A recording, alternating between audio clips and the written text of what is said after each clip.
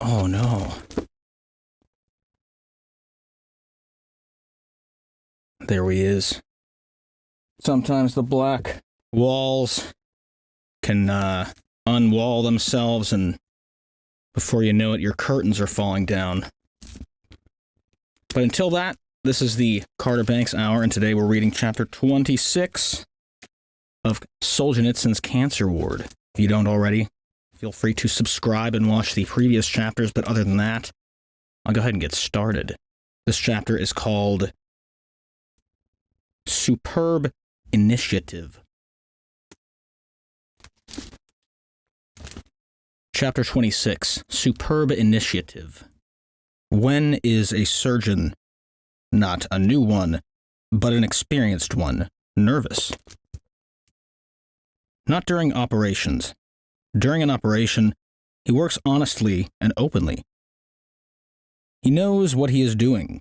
His task is merely to remove what has to be removed as cleanly as possible, so that later on, there are no regrets about an unfinished job. True, there are sometimes unexpected complications.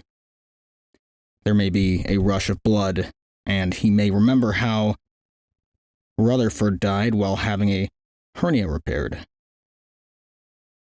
But basically, a surgeon's nervousness begins after the operation, when for some reason the patient's temperature refuses to drop or a stomach remains bloated, and one has to open it not with a knife, but in one's mind, to see what has happened, to understand and put it right. When time is slipping away, you have to grab it by the tail. This was why Lev Leonovich was in the habit of dropping in on his post-operative cases before the 5-minute conference, just to have a look. As usual, before an operation day, the ordinary rounds would last a long time, and he could not go another hour and a half without knowing what had happened to his stomach case and how Dyomka was. He called on the stomach case, who wasn't doing too badly. He told the nurse what drink to give him and how much. Then he looked into the next room, a tiny one for only 2 people, to see Dyomka.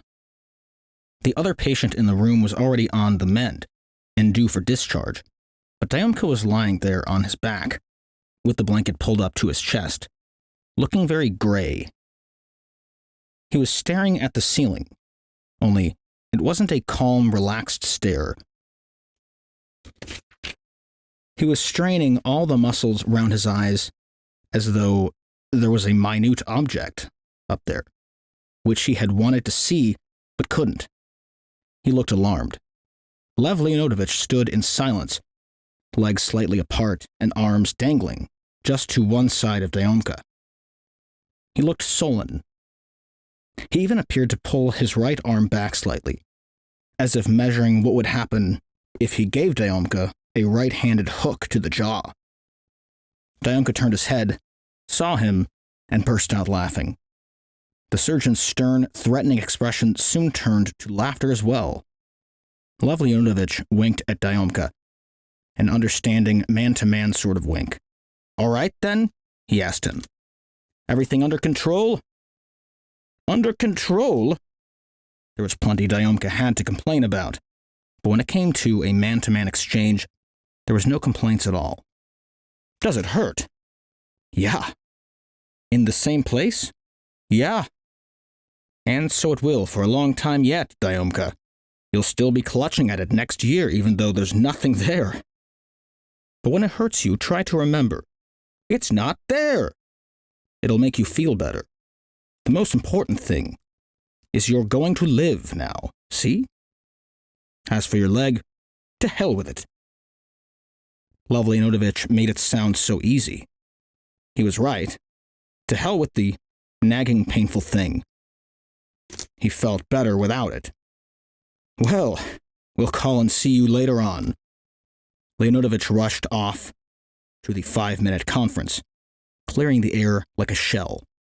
He was late, the last one to arrive, and Nizmutin Baramovich didn't like latecomers.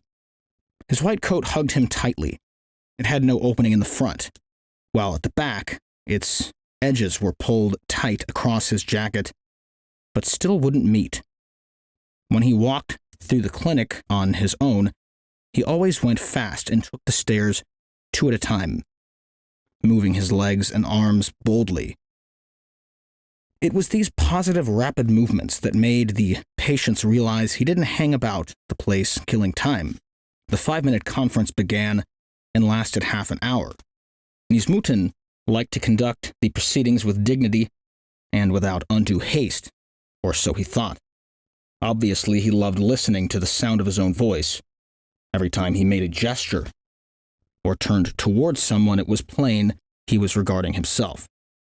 He thought he looked like a man of authority, reputation, education, and intellect. Legends would be springing up about him back in the Aul, A-U-L, where he was born.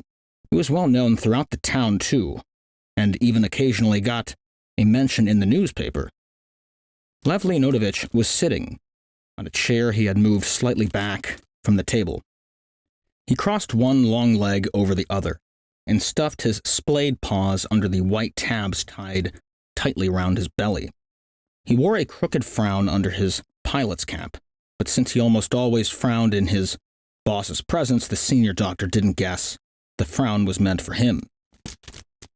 The senior doctor viewed his position not as an unremitting, exhausting job, but as a constant opportunity to parade himself to gain rewards and a whole range of special privileges.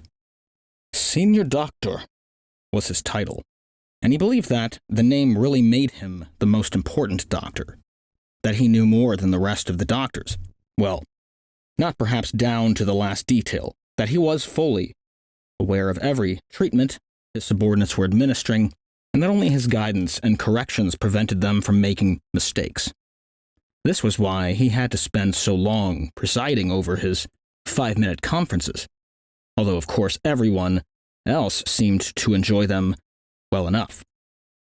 The privileges of the senior doctor were fortunately much greater than his duties, which meant he need not be over-particular about choosing administrative personnel, doctors or nurses to come and work in his clinic. He could hire people recommended by telephone calls from the regional health services or the city party committee, or the medical college where he hoped soon to be submitting his thesis, or people he'd promised to take in some moment of dinner-time bonhomie, or members of the same branch of his own ancient clan.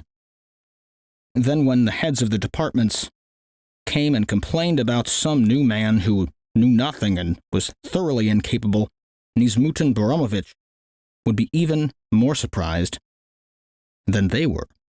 "Well, teach them, comrades," he'd say. "What do you think you're here for?" He had a head of white hair, the sort of hair that gives a man of a certain age, whether genius or fool, saint or rascal, man of action or idler, an aura of calm nobility.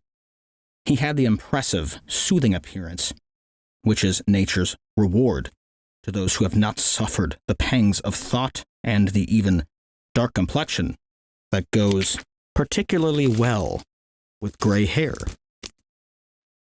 Nismutin Baramovich was telling his medical staff what was wrong with their work and how they should intensify their struggle for precious human lives.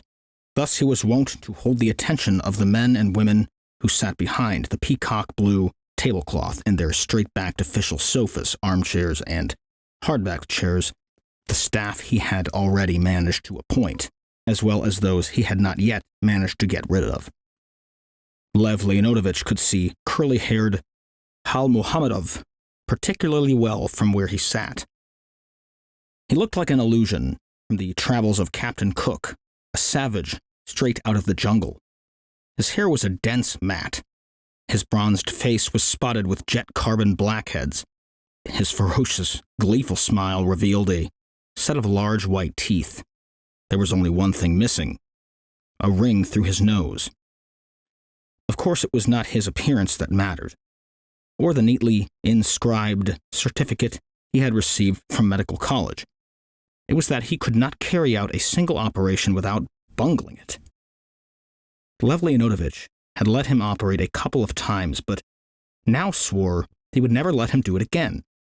To fire him, however, was equally out of the question. That would be called undermining the policy of training native personnel.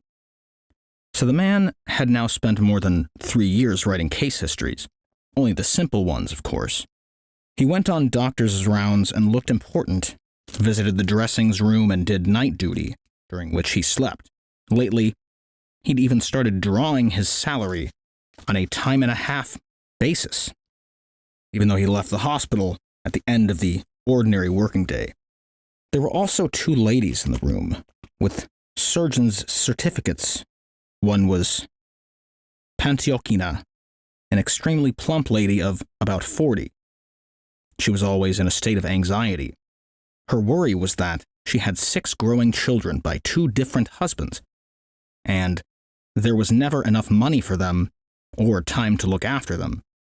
These cares never left her face, even during so-called working hours, which meant the hours she had to spend inside the clinic to get her pay. The other was Angelica, a young woman qualified for only 2 years. She was small, reddish-haired, and rather pretty, and she hated Lev Leonovich for not paying her enough attention. She was the one mainly responsible for the intrigues against him in the surgical ward. These 2 women could do no more than receive outpatients, and they could never be trusted with a scalpel. Yet there were weighty reasons why the senior doctor would never fire either of them. On paper, the department had 5 surgeons, and the number of operations was calculated on the basis of 5. Yet, only 2 were actually capable of operating. There were some nurses in the room too, some of them no better than these doctors. Again, it was Nizmutin Baramovich who had taken them on and protected them.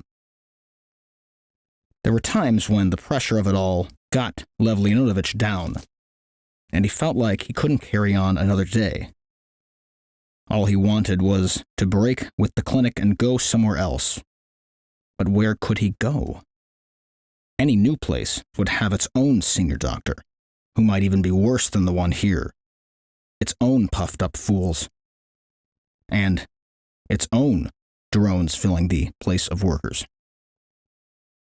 It would be different if he could take over the clinic on his own, and, just for a change, organize things on an efficient basis. He would make everyone who had the capacity to do a proper job of work and employ only as many as were needed.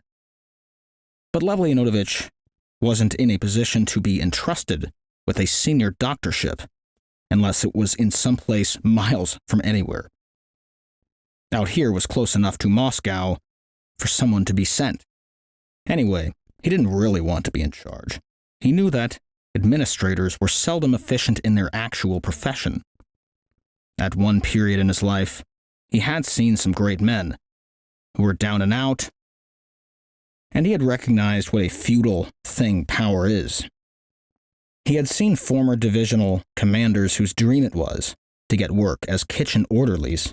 His first practical teacher had been the surgeon Koryakov, whom he had once literally had to pull out of a rubbish heap. At other times, things calmed down, smoothed themselves out, and Lev Leonovich reckoned he could put up with it all and wouldn't have to leave. His fears would then go to the opposite extreme. He was frightened lest they might get rid of Dontsova, Gangart, and himself. This was the way things seemed to be going. Every year, the situation became not simpler, but more complicated. It was no longer easy for him to tolerate abrupt breaks in his life. He was nearly 40, and his body now craved a degree of comfort and security. His own life was a source of great puzzlement to him. He didn't know whether to make a heroic charge forward or to swim quickly with the current. It wasn't here that his serious work had begun. In the beginning, his career had been full of scope. One year he'd fallen only a few yards short of a Stalin Prize. And suddenly their whole establishment had burst like a bubble. Certain areas of research had been stretched too far. There had been too much haste. After the collapse, he never actually submitted his thesis. It was partly Koryakov who had put him on to this frame of mind. "You just keep working," he had said to him. "There'll always be time to write it down." But when would there be time? And what was the use of writing it all down? Lev Leonovich's face showed no disapproval of the senior doctor. He screwed up his eyes, pretending to listen, particularly as they were suggesting that he carry out the first ever operation on the thorax next month. Everything comes to an end, and so did the 5-minute conference. The surgeons filed slowly out of the room and gathered on the upper landing, his paws still tucked into the narrow belt round his belly. Lev Leonovich set off like a grim, absent-minded colonel leading his team on the main rounds. Yevgenia Ustinova, gray-haired and simple-looking, Hal Mohamedov, with his luxuriant cuirass, fat Pantyokina, and red-haired Angelica, 2 nurses. Some rounds were like flying visits, everyone in a hurry to get the job done. They should have hurried today as well. Only the timetable decreed that there should be a slow general round, taking in every single surgical case. They walked into the wards one after the other, all 7 of them, diving into an atmosphere stale from stifling medical smells, the reluctant use of ventilation, and the patients' bodies. They squeezed in, making way for each other in the narrow passage between the beds and looking over each other's shoulders. Gathered in a little circle round each bed, they were supposed to spend either 1, 3, or 5 minutes penetrating each patient, just as they had already penetrated the heavy air of the ward. They had to penetrate his pains, his emotions, his amnesis, his case history, the progress of his treatment, his present condition, in fact, everything theoretically and practically possible for them to do. If there had been fewer of them, if each had been the best specialist available, and not merely a man who drew a doctor's salary, if there hadn't been 30 patients to every staff member, if they hadn't had to bother about the most tactful thing to put in each case history, a document which might one day find itself on the desk of a state prosecutor, if they hadn't been human beings, that is to say, firmly attached to their skin and bones, their memories and intentions, and if they hadn't derived a vast relief from the knowledge that they weren't the ones in pain, then very probably such a system of doctors' rounds would have been the best conceivable solution. But as Lev Leonovich very well knew, things were as they were. Still, the rounds could neither be cancelled nor replaced. He therefore led his team round the wards, as he always did, narrowing his eyes, one eye more than the other, and tamely listening as his staff recited, not speaking off the cuff, but reading out of files, the facts about each patient. Where he was from, when admitted. He already knew this about the senior patients. Reason for admittance, type of treatment being administered, and in what intensity, blood count, whether he was already down for an operation or wasn't to be operated on, and if so, why, or whether the question hadn't yet been decided. He heard some of the patients out and sat down on their beds. Some of them he asked to show him the diseased place. He examined it, felt it, and covered the patient up himself with a blanket, or else invited the other doctor to feel it. The really difficult cases couldn't be resolved on rounds like these. You had to call the patient in and examine him on his own.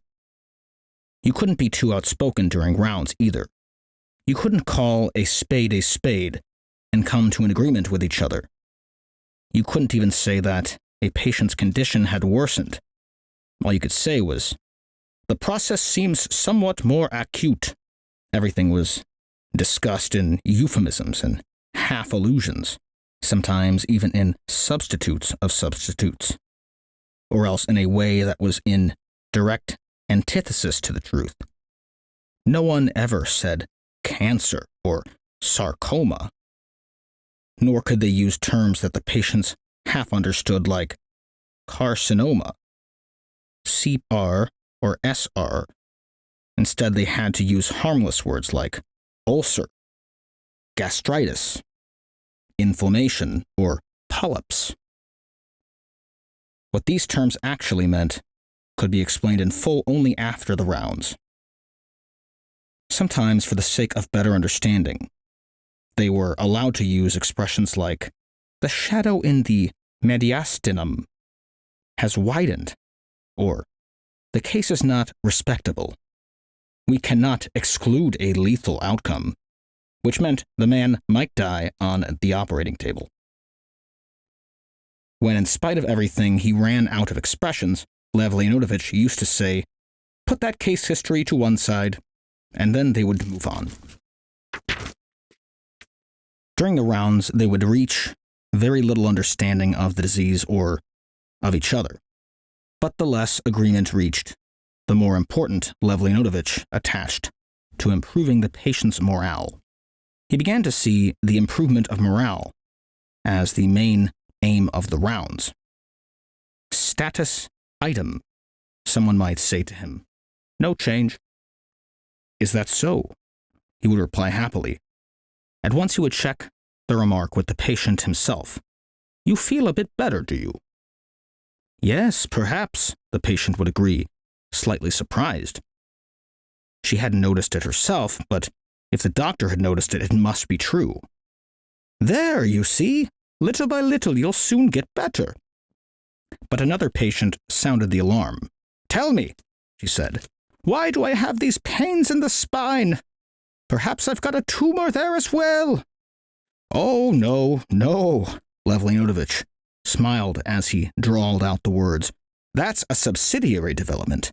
He was telling the truth. A secondary tumor was a subsidiary development.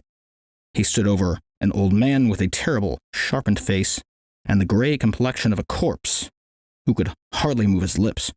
Patient is receiving general tonics and sedatives, they told him. It meant the end. It was too late to treat him. There was nothing to treat him with. The only aim was to reduce his suffering. Then Lev Leonovich would knit his heavy eyebrows as if making up his mind to lift the curtain and explain what had to be explained. All right, Grandpa, let's be quite frank and open about this. What you're feeling now is a reaction to your earlier treatment. Don't push us too hard. Just lie there quietly and we'll see you get better. Just lie there. You may think we're not doing very much, but we're helping your organism to defend itself. The doomed man would nod his head. The doctor's frankness had turned out to be less lethal than expected. It kindled his hope. You can observe a tumorous formation of such and such as a type in the iliac region. Someone might report, showing Lev Leonovich an X-ray. He would hold the murky, black, transparent X-ray film up to the light and nod encouragingly. That's a very good photo. Very good. And so the patient would be encouraged. As far as she was concerned, it wasn't merely good, it was very good. The photograph was very good, but only because there was now no need to take another. It clearly showed the size and boundaries of the tumor. Throughout the 90-minute general round, the senior surgeon would make a point of never saying what he really thought. He took care to prevent his tone expressing his feelings. At the same time, the staff doctors had to make accurate notes for the case histories. Those files of reference cards filled out in longhand with pen and ink, which might later provide the basis for one of them being put on trial. Never once did Leonovich turn his head abruptly.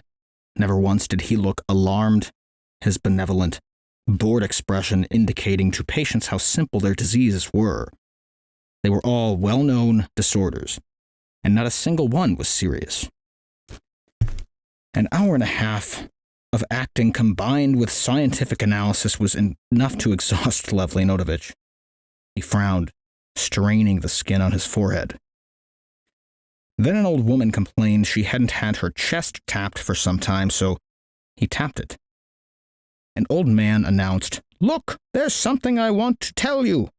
He started a confused story about his interpretations of the origin and development of his pains. Lev Leonovich listened patiently, even nodding occasionally. "There was something you were going to say, wasn't there?" said the old man, allowing him to speak. The surgeon smiled. "What is there for me to say? Our interests are exactly the same. You want to be cured, we want you to be cured too.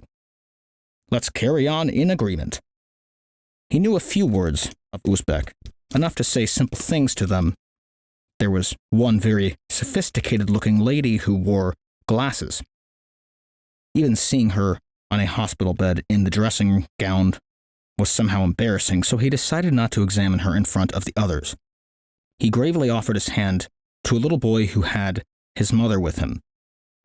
Then he gave a 7-year-old a flick on the tummy, and they both had a laugh together. There was only one patient he treated with a certain lack of politeness, a schoolmistress who demanded the right to consult a neurologist. By now, he was in the last ward.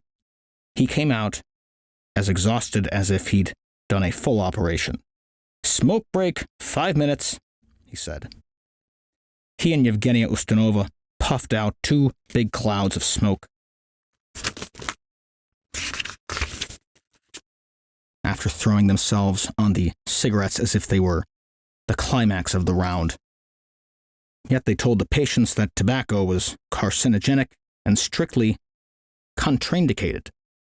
Then they all went into a small room and sat down round a table. The names mentioned during the rounds now came up for discussion once again, but the general impression of improvement and recovery that an outside listener might have gathered during the rounds was now completely exploded and disintegrated. The man with status item was an inoperable case being given symptomatic X-ray treatment to suppress the immediate pain, but without any hope of a cure. The little boy Lev Leonovich had offered his hand to was incurable too, suffering from a widely dispersed tumor, and it was only because his parents insisted on it that he had to stay in the hospital a while longer. As for the old woman who demanded to have her chest tapped, Lev Leonovich said, "She's 68.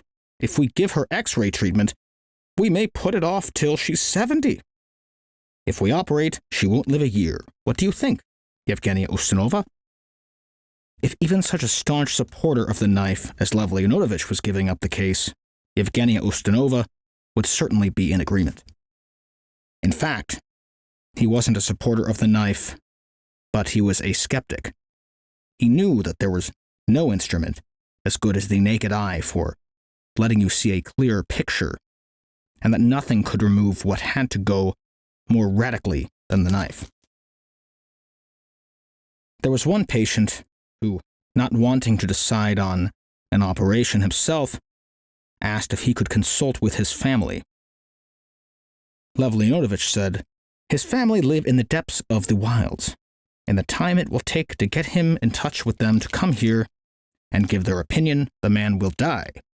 We must persuade him and get him on the operating table. Not tomorrow, but the next time round.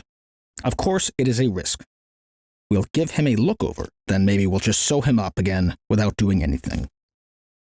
"What if he dies on the table?" asked Hal Muhammadsov, with an air of importance, as though he were the one taking the risk. Lev Leonovich moved his long, intricately shaped eyebrows, which had grown together in the middle. "An if is an if, but if we do nothing, he'll die for sure." He paused to think. "We've got a good death rate so far. We can take the risk." After every discussion, he would ask, "Does anyone disagree?" However, the only opinion that interested him was Yevgenia Ustinova's. Their experience, age, and approach were quite different, but their views almost always coincided, which showed it was easy enough for sensible people to understand one another. What about that girl with the straw-colored hair? Asked Lev Leonovich. Isn't there some other way we can help her? Yevgenia Ustinova. Must we amputate? It's unavoidable, said Yevgenia Ustinova, drawing in her curved, heavily made-up lips. And we'll have to give her a dose of X-ray afterwards. It makes you feel wretched, Lev Leonovich suddenly sighed. His odd-shaped head was crowned with the funny little cap. He bowed his head and seemed to be examining his fingernails, drawing his thumb, which was enormous, across his forefingers. The hand literally rebels against doing an amputation on someone so young, he mumbled. You have a feeling you're going against nature. He drew his index finger round his thumbnail. Whatever he did, nothing would help. He raised his head. Well, comrades, he said, do you understand Shalubin's case now? C.R. recti? Said Pantyokina. Yes, C.R. recti. But you know how they found out about it? It shows how much all our cancer propaganda and oncological stations are worth. Oroshenkov was right when he once said at a conference, a doctor who's squeamish about putting his finger in a patient's anus isn't a doctor at all. The number of things our people neglect. Shalubin dragged himself from one outpatient's clinic to another, complaining about frequent calls of nature, rectal blood, and then pains. They did every imaginable test on him except the simplest one of all, feeling with the finger. They treat him for dysentery and piles, but it didn't help. Then he read a cancer poster hanging on the wall in one of the outpatients' clinics. He's an educated man. He read it, and he guessed. So with his own finger, he felt his own tumor. Now, why couldn't the doctors have done it 6 months earlier? Is it deep? About 7 centimeters, just behind the sphincter. If we'd caught it earlier, we could have kept the rectal muscle controlled, and he'd have remained a normal human being. But now the sphincter's infected. But now the sphincter's affected as well. We'll have to remove the rectum. That means he'll lose control of his stool. And it means we'll have to take the colon out to one side. What sort of life is that? And he's a good fellow. They began to prepare the list of tomorrow's operations. On it, they marked which of the operations required preoperative treatment, what with who should be bathed, who prepared, and in what way. Charlie hardly needed preoperative treatment, said Lev Leonovich. It's cancer of the stomach. But he's such a cheerful character, it's almost unheard of. If only he knew it, Charlie was planning on treating himself the next morning with a bottle of alcohol. They worked out who was going to assist whom and who would take care of the blood count. Inevitably, it worked out that Lev Leonovich would be assisted by Angelica. This meant that, once again, she would be standing there across the table, with the theater nurse, moving back and forth on one side, and instead of devoting herself to the job, would spend the whole time watching out of the corner of one eye to see what he was up to with the theater nurse.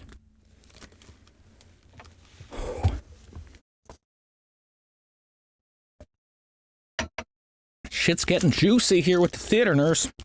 Gotta say. She was a bit of a psycho as well.